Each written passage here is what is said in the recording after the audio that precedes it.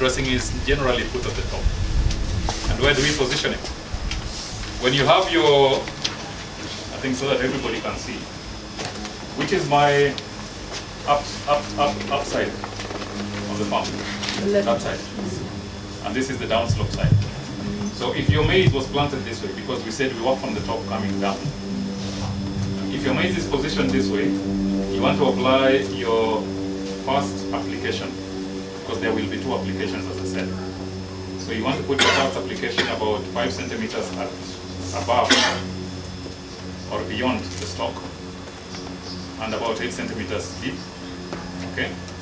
The first application. At that point when it is about knee-high, are we together?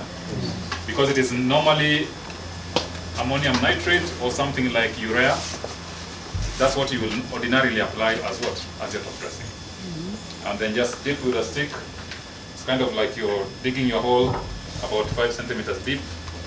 In your input now with about 8 mils for the first, and then cover with soil. What will happen is that whatever is needed, especially when it rains or because of the moisture content, there will be a shift towards the roots. So it will come back closer to where the roots can get it, ultimately. And that then provides the nutrients that the seedling will need at that point in time.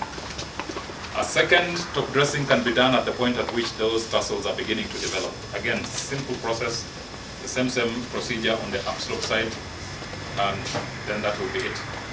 You can expect a big harvest when you're doing that. But again, if it is possible, I think sometimes we actually, like for us in Kijabe, we don't apply top dressing. And our harvests are generally in the range of 40 bags per acre. So we make sure that we put the 500 mils at the initial phase, and it's easy for us never to have to come back and do that a second time, in terms of top dressing. So we apply it once, and that's it. So we can focus on the other things that are related to the management of the crop. Are we together? I think it is something that farmers, I don't know in Uganda, but in Kenya, a lot of farmers also struggle with being able to afford top dressing. So it is easier just to recommend that if the 500 mils can be applied at the initial phase, then they don't need to have to focus on that again. Yeah, from yesterday, one of the focus that you have been emphasizing is that when you are talking of gold soil farming, you have the poor in mind.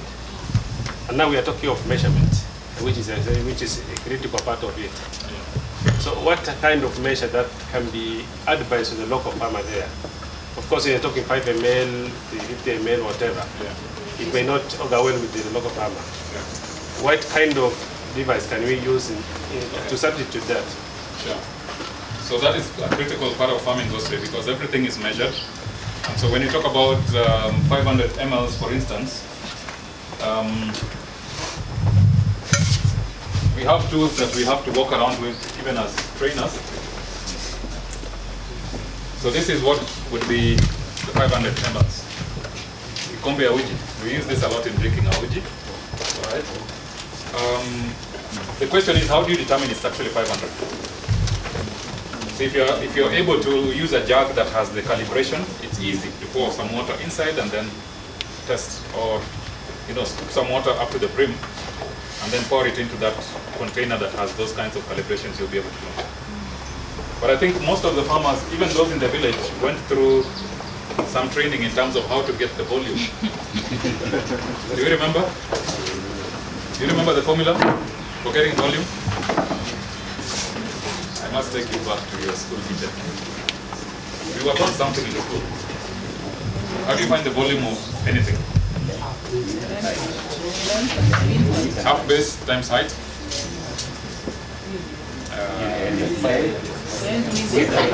Pi r squared times h. 3.14 times the radius, which is from the center, squared, times the height. And you'll be able to know the volume. Okay? I know some of us, when it got to the maths lesson, we always found something. Okay, there's the tablespoon. So again, we don't say this, use a tablespoon, because I know many people have different sizes of tablespoons. So this is why we talk about 12 mils. or 12 ml. Okay, and then the teaspoon, smaller one, ile ya sukari ya chai, 5 ml. So the applications you will always see in the books. It talks about 5 ml, 12 ml. Even to the poor, they can be found. Yeah, sure. And the measurement applied to both the liquid or the granular manure. yes, so when we talk about mills, it is normally ordinarily used in liquid. But what does that tell you if it is something granular? 12 ml means what? Is it like this? Or is it this plus? No? Okay, now listen to me again. If I say 12 mils of DAP on this spoon, make sure it is flat.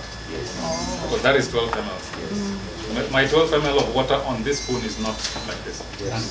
I know in Africa we like, and even when you buy what Griffin was referring to, the gorogoro, that lady will have some more to make sure it is like this. And that's a form of wastage because it leads to poverty to an extent. Look at the way potatoes are actually packed and sold in the market. It is 90 kg, but it is not 90 kg. So the farmer ends up not making as much as they should get. Yeah. And how do you measure the meaning of God's blanket to be 2 something? 2.5. 2.5. It's an estimate that you make. You just simply make an estimate. Originally, it will not even be 2.5, but within a day, 2 days, it will go down to 2.5. It will be compressed. Yeah, sure. Is it a must to top dress? Who wants to answer that question? Is it a must to top dress? No. Why are we saying it is not a must to top dress? You only top dress if you add manure below 500 ml. Okay, so if you had 350 ml, then you can. But if you analyze and assess the situation with the farmers, and we are saying it is normally easier to do just 500 because they can make the compost work with that. Because if they get to a situation where there is a need for school fees, or there is a need, like in my home area, we like burials and we like ceremonies that relate to death. The money will go there instead of what needs to be done in the farm. So we start early, whatever can be done, put it there, and you're done. It is not therefore a must if you can start off with 500 ml. I think generally speaking, it is easier just to do it that way. Right, can I continue? Yes. All right. Any question after that point that is still nagging? I have a question, sorry. Okay, last one. Just for clarity, you keep talking about on this upslope. Yes. What if the land is flat? Yeah. If the land is flat, that's still fine. Generally speaking, all lands will have an upslope, I think. Even my home area is quite flat. But when I take a cup of water and I pour it on the ground, generally speaking, there is a direction the water moves. So that, for me, then becomes my downslope. Okay. Yeah. And just look at, if it is completely flat and you sense there is a challenge here, which side is the river? Closest river? Then this becomes my down. This becomes my upslope if there is a river this side. And when there is no river, okay. There is a technique, we actually talk about cover cropping. A cover crop generally is a crop that does what? Ground. Okay. So like, I'm kind of saying rainfall is when it is raining. A cover crop is anything you can use to cover the crop. Most of the times, these cover crops will include legumes. And I'm sure you know some of the legumes that you've used, like beans, Spider plums. Pumpkins. yes, we do, but not so much with everybody. Soybeans, Even lab. cowpeas. Okay. Malenge. No. Normally there will not be things that are so, you know. I just want to say, for simplicity reason, a majority of people will connect with the cover crops that are leguminous. A majority of the farmers. Okay. So those work well with things like maize, and especially in terms of rotation. We now all understand what rotation is. And also when it comes to relay cropping. Are we now all familiar with relay cropping? Yes. Okay, handing over the baton. Yes. Right. At some point when the physiological maturity of the maize has been achieved, you can put in something that doesn't really require so much nutrients and so much rainfall, but it can survive to maturity and can then eventually also be harvested. But the beauty of it also is that once you've harvested, then that remnant or what residue you have also becomes part of your mulch. And not forgetting the residue of the maize as well. Okay? All right? Please, just before we continue, when you talked of cover crop, someone said beans, another one said pumpkins.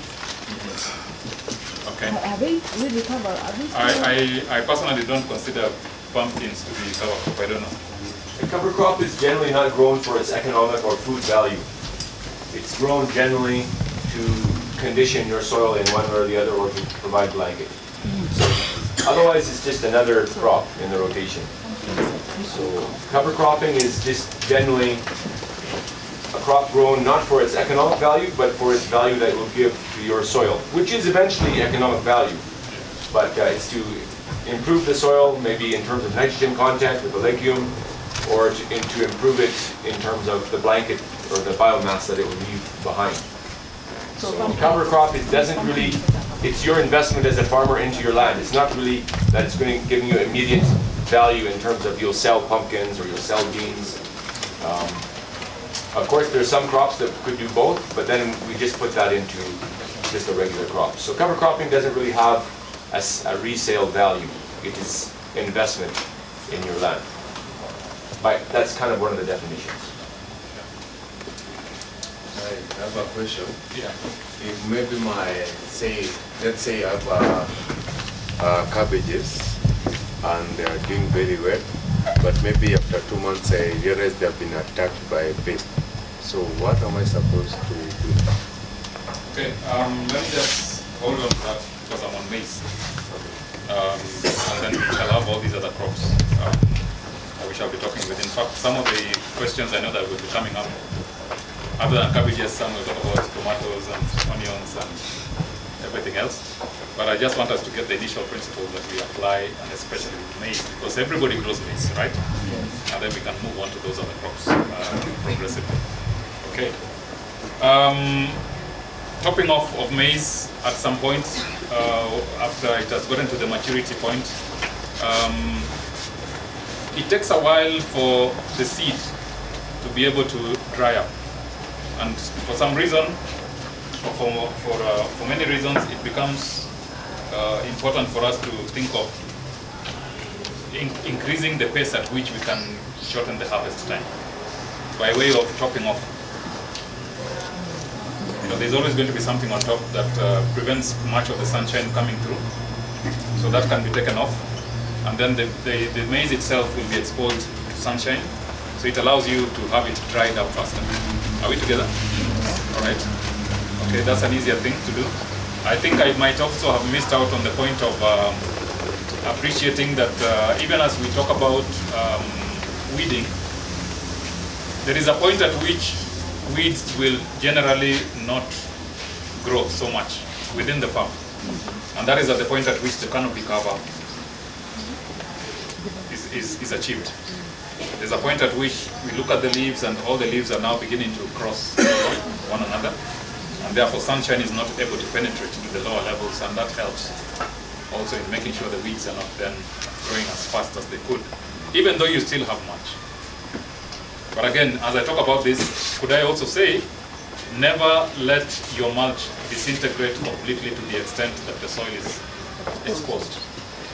It is a continuous process. It's kind of like a full-time job of a farmer to make sure that the mulch is constantly 2.5 or at least 100 centimeter, 100% covered. Okay, so there are many things you're looking at constantly. And this is one reason why we say as a farming God's way implementer, you always have to be able to visit the office. I think Griffin mentioned yesterday that the farm is definitely going to be your office and you have to report there almost on a daily basis. And you cannot neglect it. even for a day or two. Because if you do, certain things will begin to develop and you may never know. That could be the mulch is over, or probably there is a pest attack that you are able then to deal with instantly. So you're not letting your farm stay for too long before you need to do what needs to be done. Okay. Then I want to finish off with, of course, the harvesting will eventually come. I remember Chris talking about delaying your harvest. I was actually laughing that you really have to be able to be so, I don't want to use the word mad, not to want to go to the farm when it is time for harvest. You know, I think everybody rejoices at harvesting time. Everybody wants to be in the farm at harvesting time. And so you have to identify, is this the right time to harvest? If it is for maize, do not wait for too long, because other things will come and harvest it for you. And then of course you begin to lose out and not make the profit that you should have been able to make. So again, I've seen this happening so many times, and especially in our region where it is ready for harvest, and because of 1 or 2 delays, then somebody makes a loss, not because the maize has even gone bad, but because thieves have come to steal. Okay, people who are not necessarily interested in doing their own farming, now they come to steal. I think Griffin has told us a lot about if you can't do things in a certain way, then one of the options you're left with is to steal. That's not where we want to get to. And we do not want to be victims, having done so much work, to get to the point where we lose out just simply because we delayed to harvest. All right. Last but not least, there is the aspect of stock lodging, which basically means you've already harvested your maize. What then happens to the stock? Do you leave it there? Or do you collect it all and make a bonfire? You have to use it as your next mulch. As a matter of fact, there are people who actually even question, really? Mulch? But the cows are there, why don't I feed it to the cows? You really have to come up with a plan for your farm. In fact, as a Farming God's Way implementer, planning is part and parcel of your activity. To the extent that if you're going to have other animals, or let me call them talents. If you have 5 cows and 2 sheep and 5 chicken, you have to plan for those other things as well, as a farmer. But ideally in Farming God's Way, we want the stocks to be brought down.